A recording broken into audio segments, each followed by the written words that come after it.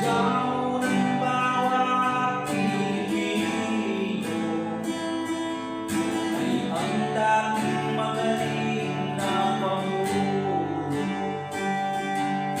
Saan man sulok ng mundo, sinisigaw laging pangalan mo.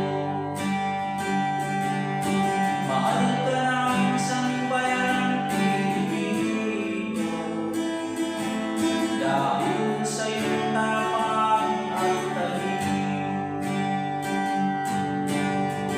Tatay Digong, isa kang tunay na bayani, minahal ang bayan at hindi pa ang sarili.